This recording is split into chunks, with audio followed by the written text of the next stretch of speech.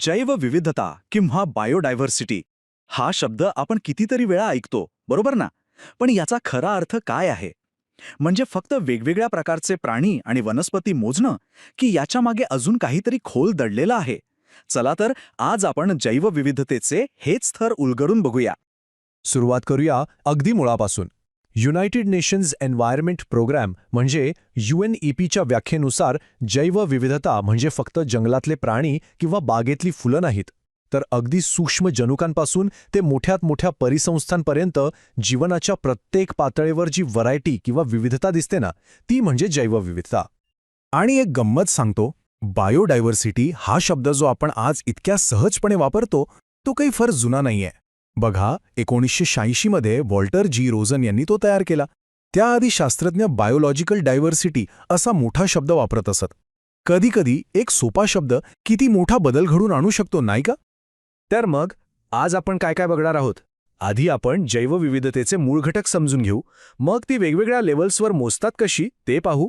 त्यानंतर फक्त वन्यजीवनापलीकडे जाऊन काही इंटरेस्टिंग पैलू बघू आणि शेवटी या सगळ्या संरचनेचं नेमकं महत्त्व काय आहे यावर नजर टाकू. चला तर मग सुरू करूया आपल्या पहिल्या आणि सर्वात महत्त्वाच्या भागापासून, म्हणजेच मूलभूत घटकांपासून.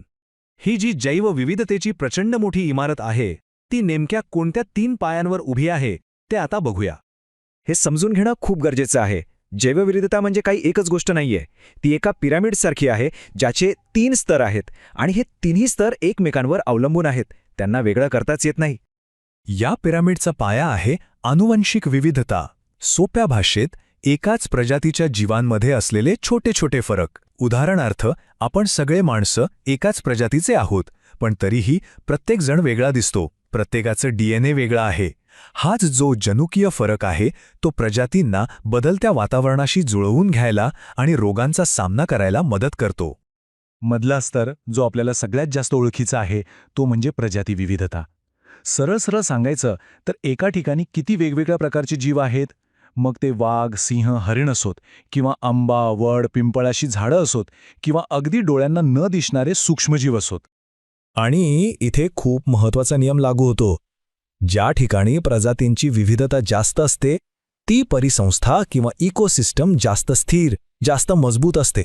समजा एका जंगलात फक्त एकाच प्रकारची झाडं आहेत आणि त्यांना काही रोग लागला तर अख्खं जंगल नष्ट होईल.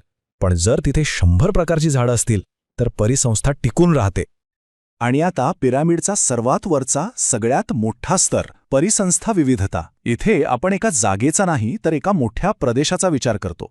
जसं की एकाच मोठ्या प्रदेशात घनदाट जंगल, विस्तीर्ण गवताळ मैदानं, खळखळणारी नदी आणि उंच डोंगररांगा असं सगळं असू शकतं. या सगळ्या वेगवेगळ्या परिसंस्था मिळून त्या प्रदेशाची एकूण जैवविविधता बनते. ठीक आहे, तर आपल्याला जैवविविधतेचे घटक तर कळले, पण शास्त्रज्ञ ही विविधता मोजतात कशी? यासाठी रॉबर्ट विटकर नावाच्या शास्त्रज्ञाने एक खूप छान पद्धत दिली आहे. असं समजा की निसर्गाकडे बघण्यासाठी आपल्याकडे 3 वेगवेगळे झूम लेन्स आहेत. हे 3 झूम लेन्स म्हणजे अल्फा, बीटा आणि गॅमा विविधता. नावं थोडी टेक्निकल वाटतील, पण संकल्पना एकदम सोप्या आहेत. चला एक एक करून बघूया. अल्फा विविधता म्हणजे आपला सगळ्यात झूम इन केलेला व्ह्यू. म्हणजे आपण फक्त एकाच छोट्याशा जागेवर लक्ष देतो. समजा एका तलावात किती वेगवेगळ्या प्रकारचे मासे आहेत, ही झाली त्या तलावाची अल्फा विविधता. अगदी सोपं. आता थोडंसं झूम आउट करूया आणि बीटा विविधतेकडे येऊया. ही काय करते तर 2 वेगवेगळ्या जागांची तुलना करते.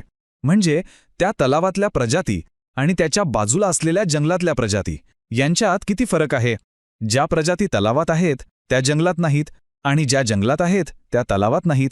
हा जो फरक आहे ना, त्यालाच बीटा विविधता म्हणतात. आणि शेवटी पूर्ण झूम आउट करून आपण बघतो गॅमा विविधता, म्हणजेच बिग पिक्चर. इथे आपण एका मोठ्या भौगोलिक प्रदेशाचा विचार करतो.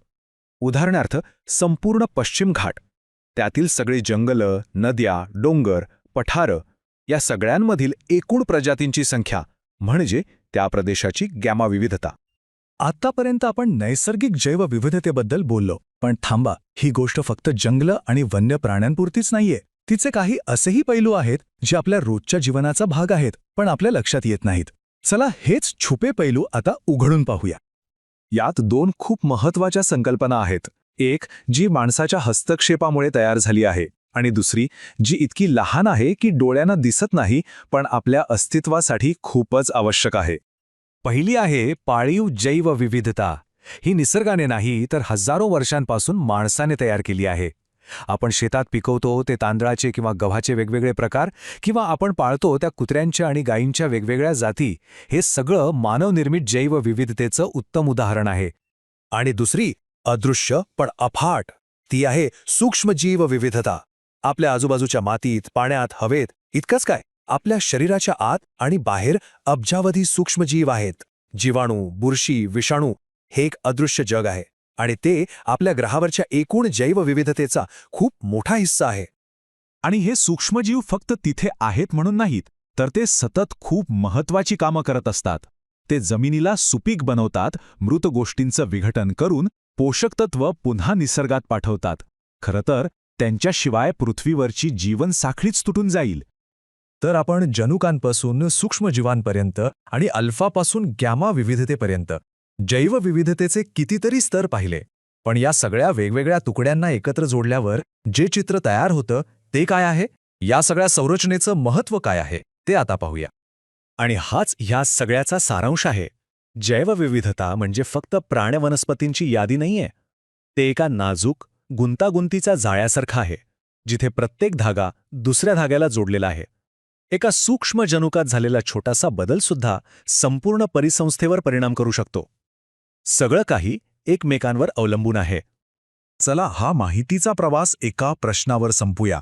आता जैवविविधतेचे हे सगळे थर समजल्यानंतर जेव्हा आपण आपल्या आजूबाजूला बघू, मग ती बागेतली फुलपाखरं असोत किंवा आपल्या ताटातलं जेवण, तेव्हा जैवविविधतेची कोणती नवीन आश्चर्यकारक उदाहरणं आपल्याला दिसतील यावर विचार करायला नक्कीच